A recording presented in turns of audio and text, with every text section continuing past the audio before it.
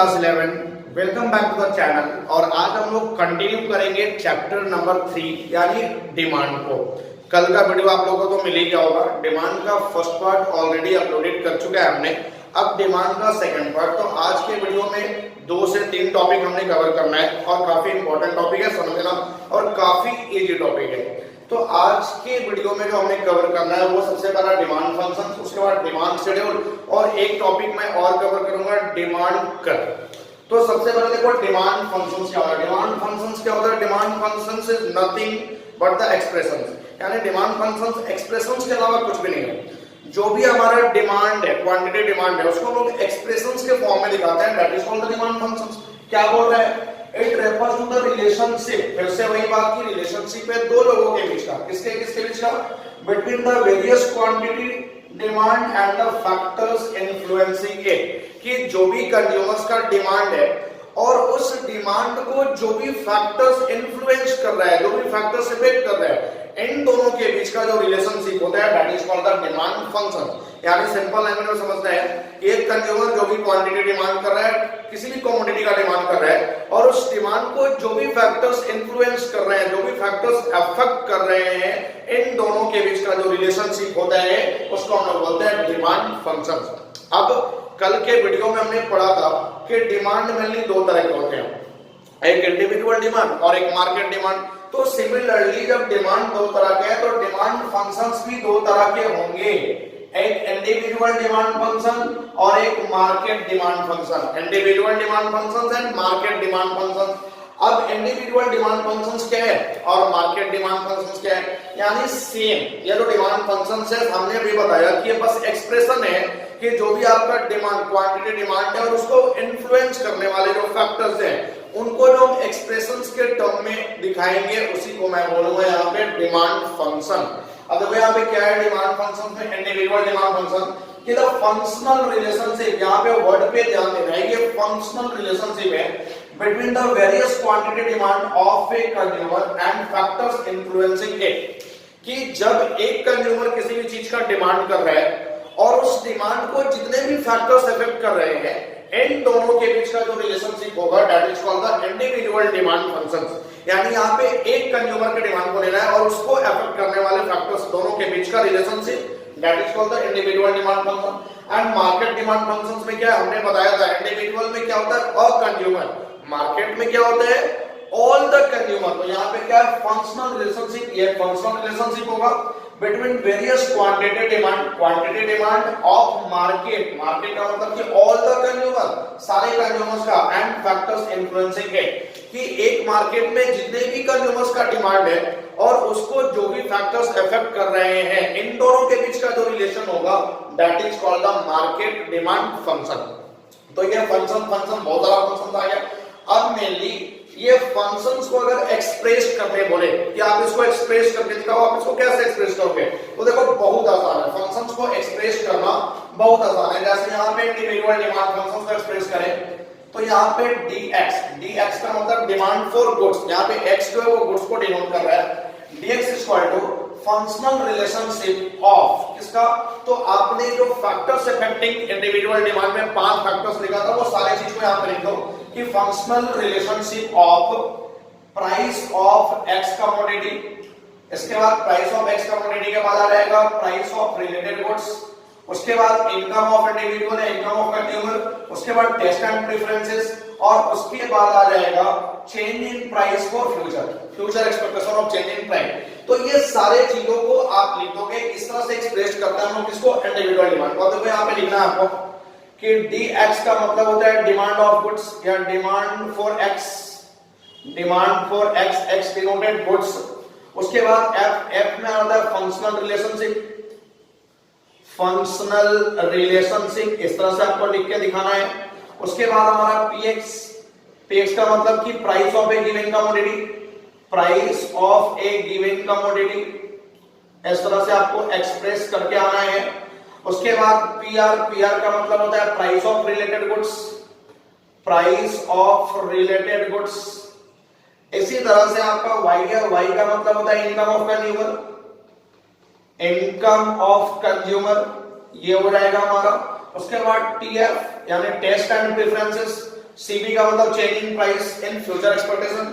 तो ये सारे आपको एक्सप्रेस करके आना है, यानी आपको इस शॉर्ट फॉर्म में लिख के नहीं आना है, आपको इस तरह से लिख के आना है कि dx equal to functional relationship of ये पांचों, price of given commodity, price of related goods, income of consumer, taste and preference and future expectation of change in price. तो ये सारा कुछ आपको लिख करके आ जाना है। सिमिलरली अगर मैं मार्केट डिमांड फंक्शंस को एक्सप्रेस करूं तो ये कैसे एक्सप्रेस होगा? तो मार्केट डिमांड में तो सारे आ जाते हैं, इंडिविजुअल वाले भी 5 पॉइंट और 3 पॉइंट और हमने लिखवाए थे, 8 पॉइंट आ जाएंगे। तो मार्केट डिमांड को मैं कैसे एक्सप्रेस करूंगा? D for X is equal to functional relation of price of given commodity, price of related goods, income of consumer, taste and preferences, उसके बाद future expectation of change in price, season and weather, उसके बाद आ जाएगा composition and populations, इसके बाद इसमें आ जाएगा income of consumer. ये सारा कुछ इस तरह से आपको एक्सप्रेस करके आना है। फिर से वही एक्सप्रेशन लिखेंगे, dx का मतलब d for goods, demand for goods, f का मतलब फंक्शनल रिलेशनशिप, px का मतलब price of given commodity, pr का मतलब प्राइस ऑफ रिलेटेड गुड। तो इस तरह से आपको पूरा का पूरा लिख करके आना है। तो ये होता है हमारा अल्टीमेटली डिमांड फंक्शंस। अब उसके बाद नेक्स्ट जो हमारा टॉपिक है ये डिमांड शेड्यूल है। देखो डिमांड शेड्यूल को समझने से पहले आप कुछ पॉइंट यहाँ पे समझो। मेनली होता क्या है, आप किसी भी डेटा को रिप्रेजेंट करते हो 3 फॉर्म में। ये हमने पढ़ा था कि डेटा को रिप्रेजेंट किया जाता है 3 फॉर्म में, एक तो टेक्सचुअल के फॉर्म में, एक हमारा होता है स्टेटमेंट के फॉर्म में, इसको टेबुलर फॉर्म बोला जाता है, टेबुलर के फॉर्म में, और एक होता है ग्राफ के फॉर्म में। यानी टेक्सचुअल रिप्रेजेंटेशन, टेबुलर रिप्रेजेंटेशन और ग्राफिकल रिप्रेजेंटेशन। अब टेक्सचुअल में आपका बुक से कि जितने भी आपके बुक्स है वो सब टेक्सचुअल में। तो हमने क्या पढ़ा? डिमांड का डेफिनेशन पढ़ लिया। अब डिमांड का जो डेफिनेशन होगा ये टेक्सचुअल के फॉर्म में होगा, तो ये हमने पढ़ लिया। अब उसके बाद मुझे ये देखना है कि डिमांड को मैं टेबुलर स्टेटमेंट, यहाँ पे क्या होता है कि एक स्टेटमेंट के फॉर्म में मैं इसको शो करता हूँ, स्टेटमेंट के फॉर्म में, या इसको एक टेबल के फॉर्म में मैं शो करता हूँ, तो ये टेबुलर रिप्रेजेंटेशन होता है। और ग्राफिकल में मैं क्या करता हूँ, या तो मैं ग्राफ बनाता हूँ या कर्व बनाता हूँ, ग्राफ या कर्व। तो अब अगर बोला जाए कि डिमांड को आप टेबुलर के फॉर्म में दिखाओ या ग्राफ के फॉर्म में दिखाओ, तो मैं उसे कैसे दिखाऊंगा? ऑलरेडी टेक्सचुअल मैंने पढ़ चुका है, डिमांड का डेफिनेशन मैंने पढ़ चुका है। टेबुलर के फॉर्म में एक स्टेटमेंट बना के मैं भी दिखाऊंगा कि कैसे उसको टेबुलर फॉर्म में रिप्रेजेंट करा जाता है, और ग्राफ के फॉर्म में यानी कर्व कैसे बनाया जाता है। अब आगे आते हैं, नेक्स्ट हमारा क्या है? Demand schedule. डिमांड शेड्यूल क्या होता है आप इसको अच्छे से समझना। देखो डिमांड शेड्यूल बहुत इजी टॉपिक है। क्या है? It is a tabular statement. ये एक टेबुलर स्टेटमेंट है जिसमें एक टेबल बनेगा, एक स्टेटमेंट बनेगा शोइंग वेरियस कमोडिटी, जो बहुत अलग अलग कमोडिटी को शो करता है बीइंग डिमांडेड, जिसका डिमांड किया जा रहा है at various level of price during a particular period of time. कि एक पीरियड ऑफ टाइम में अलग अलग प्राइस ऑफ लेवल पे अलग अलग कमोडिटी का जो डिमांड किया जा रहा है उसी को मैं बोलता हूं डिमांड शेड्यूल। कि एक कंज्यूमर एक टाइम में अलग अलग प्राइस पे अलग अलग कमोडिटी का डिमांड करे, यानी कि प्राइस अगर अलग अलग होंगे तो उससे तो डिमांड पे फर्क पड़ेगा ना। अगर प्राइस ऊपर नीचे होंगे तो डिमांड भी ऊपर नीचे होगा। तो एक कंज्यूमर या कोई भी कंज्यूमर किसी भी टाइम में अगर अलग अलग प्राइसेस के लेवल पे अलग अलग कमोडिटी का डिमांड कर रहा है, that is called the demand schedule. अब उसके बाद डिमांड अगर 2 तरह की होती है, इंडिविजुअल डिमांड और मार्केट डिमांड, तो डिमांड शेड्यूल भी 2 तरह का होने वाला है। कौन कौन सा? एक इंडिविजुअल डिमांड शेड्यूल और एक होता है market demand schedule. Individual demand schedule और मार्केट डिमांड शेड्यूल। अब देखो इसको मैं यहाँ पे करूंगा सेम जो यहाँ पे डिमांड शेड्यूल का मैंने डेफिनेशन लिखा, वही इंडिविजुअल डिमांड शेड्यूल का डेफिनेशन है और वही मार्केट डिमांड शेड्यूल का भी डेफिनेशन है। तो यहाँ पे मैं कैसे कर रहा हूँ? It is a tabular statement showing various commodity being demanded by a consumer। अब इंडिविजुअल तो मैं उसी को बोलता हूँ जहाँ पे अ कंज्यूमर आता है, जहाँ पे ऑल द कंज्यूमर आ गया वो तो मार्केट डिमांड हो जाता है।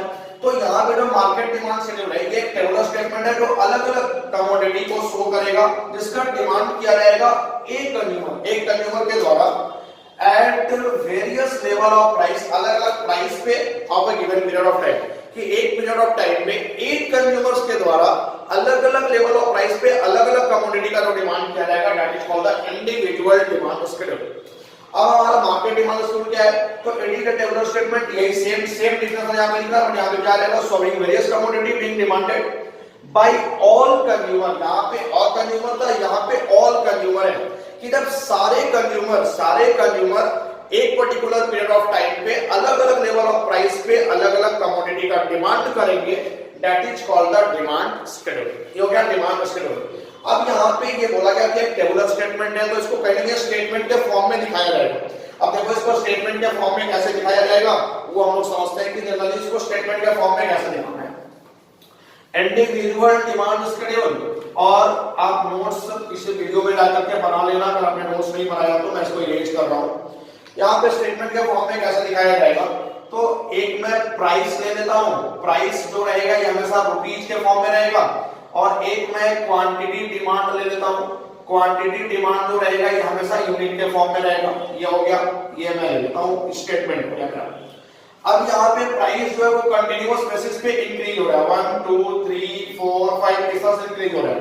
अब आप मुझे ये बताओ कि अगर गुड्स का प्राइस बढ़ रहा है तो एक समझदार कंज्यूमर क्या करेगा, अपने डिमांड को घटाएगा। तो ये डिमांड को घटा के 5 4 3 2 1, ये डिमांड को घटा करके 5 4 3 2 1 कर दिया। अब यहाँ पे देखो आपका क्या हो रहा है कि प्राइस अगर बढ़ रहा है 1 2 3 4 5, प्राइस बढ़ रहा है तो डिमांड क्या हो रहा है 5 4 3 2 1, यानी डिमांड बढ़ते जा रहा है। कौन से रिलेशनशिप के कारण, इनवर्स रिलेशनशिप के, अगर प्राइस बढ़ेगा डिमांड बढ़ेगा। ये हो गया हमारा इंडिविजुअल डिमांड। फिर डिमांड जो है बस एक कंज्यूमर के द्वारा किया जा रहा है, एक कंज्यूमर डिमांड कर रहा है, प्राइस बढ़ रहा है तो डिमांड वो अपना घटा रहा है, that is the individual demand schedule. अब उसके बाद हम लोग चलते हैं मार्केट डिमांड शेड्यूल। तो मार्केट डिमांड शेड्यूल में क्या था, ऑल कंज्यूमर, यानी जो डिमांड ऑल कंज्यूमर कर रहे हैं। तो ऑल कंज्यूमर का मतलब कि 2 3 4 5 10 कंज्यूमर भी आ सकते हैं। यहाँ पे हमने प्राइस लेना है, ये प्राइस हो गया, ये क्वांटिटी डिमांड बाय एक्स, ये क्वांटिटी डिमांड बाय वाई, इस तरह से ले लेना है, और एक दोनों को लेना है मार्केट डिमांड। एक मैं यहाँ पे ले लेता हूँ मार्केट डिमांड, मार्केट डिमांड, ये हो गया हमारा। तो मार्केट डिमांड हम लोग कैसे निकालते हैं, the demand by X plus demand by Y, ये दोनों को मैं ऐड कर दूंगा, यहाँ से मार्केट डिमांड निकल जाएगा। अब मैं प्राइस वही सेम लेता हूँ 1 2 3 4 5 इस तरह से।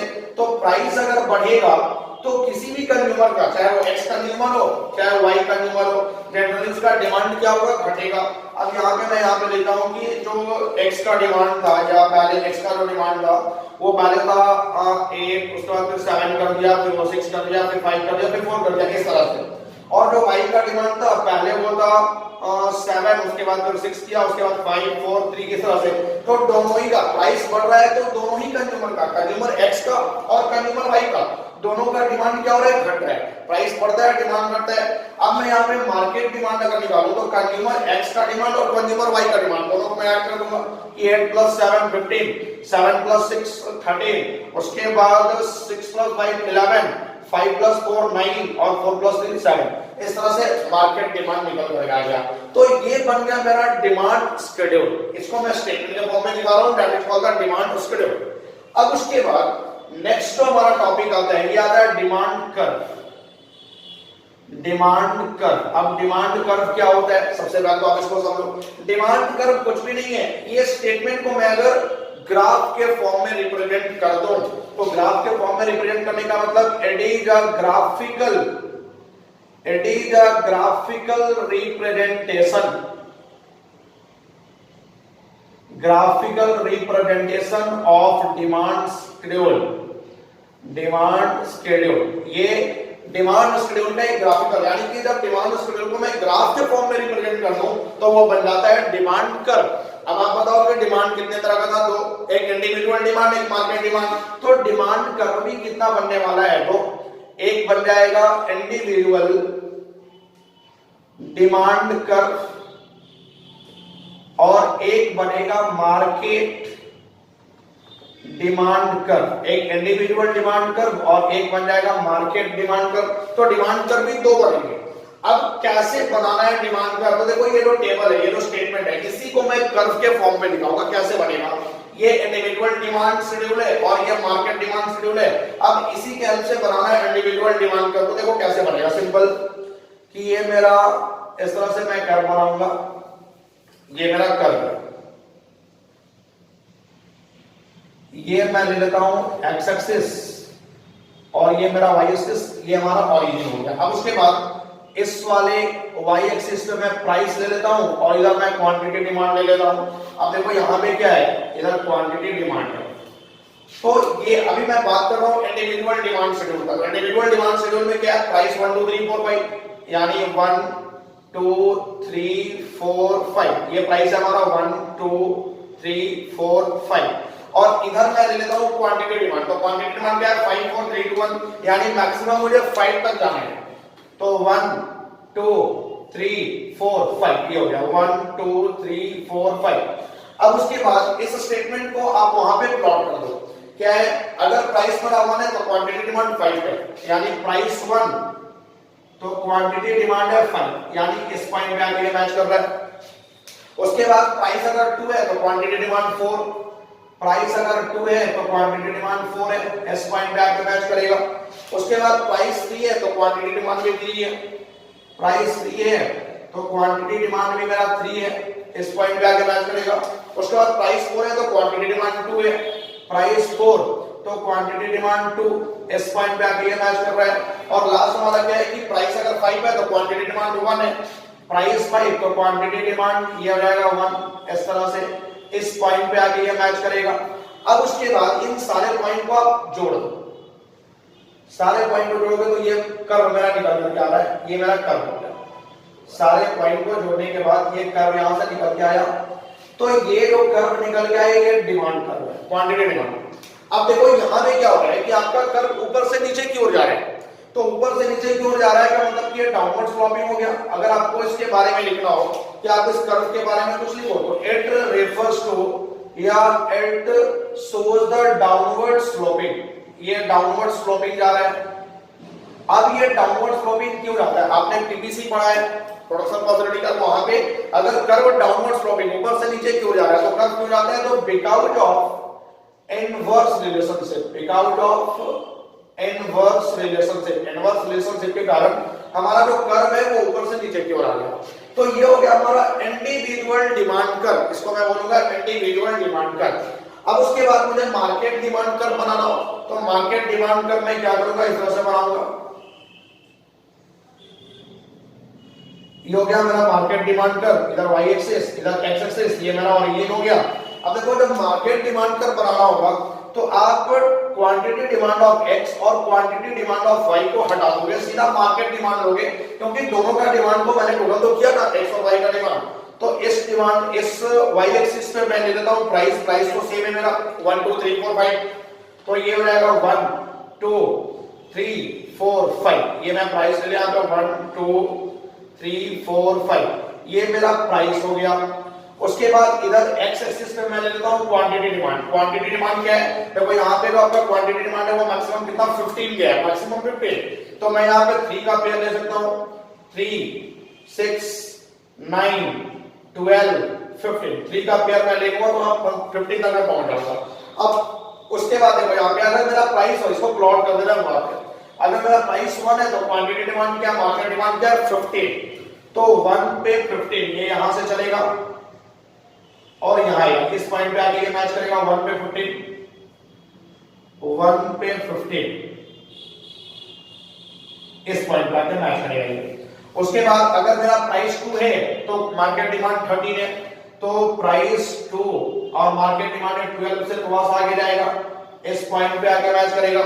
उसके बाद मेरा प्राइस 3 है तो मार्केट डिमांड 11 है, 11 को 3 से यहां से चला और ये 12 के थोड़ा सा पहले आएगा, यहां पे आके ये मैच करेगा इस पॉइंट पे। उसके बाद में आगे चलो थोड़ा सा आगे यहां पे लिखा हुआ है, ये यहां पे आकर के जनरली मैच करेगा इस तरह से 11। उसके बाद प्राइस मेरा 4 है तो फिर क्वांटिटी डिमांड मेरा, मार्केट डिमांड कितना है 9, प्राइस 4 है तो क्वांटिटी डिमांड मेरा है 9, ये इस पॉइंट पे आके मैच करेगा। और उसके बाद प्राइस मेरा 5 है तो क्वांटिटी डिमांड, मार्केट डिमांड है 7, प्राइस 5 है तो ये डिमांड यहां पे आ जाएगा 6 से थोड़ा सा आगे इस तरह से। अब यहां पे जो कर्व बन रहा है वो कर्व भी कहीं ना कहीं डाउनवर्ड स्लोपिंग ही है, ये कर्व भी मेरा डाउनवर्ड स्लोपिंग हो गया, ये डिमांड क्या क्वांटिटी डिमांड। तो इस तरह से मार्केट डिमांड शेड्यूल में भी वही है कि अगर प्राइस बढ़ रहा है तो मेरा क्वांटिटी डिमांड क्या हो रहा है, घट रहा है। तो ये था आपका डिमांड कर्व, यानी इस स्टेटमेंट को जब मैं रिप्रेजेंट कर दूंगा कर्व के फॉर्म में, ग्राफ के फॉर्म में, तो वो बन जाता है मेरा डिमांड कर्व। तो आपने दोनों कर्व देख लिया, individual demand curve as well as market demand curve. तो आई होप कि ये सारा पॉइंट्स आपका क्लियर है। अब उसके बाद नेक्स्ट वीडियो जो कि कल आपके पास आएगा, उस नेक्स्ट वीडियो में मैं इसके आगे के टॉपिक की बात करूंगा और उसके बाद मैं बात करूंगा फिर इलास्टिसिटी ऑफ डिमांड की। तो आप इसका नोट्स बनाओ और अगर किसी भी तरह का डाउट है तो आप कमेंट सेक्शन में मैसेज कर दो, उसका सॉल्यूशन इमीडिएटली आपको मिल जाएगा।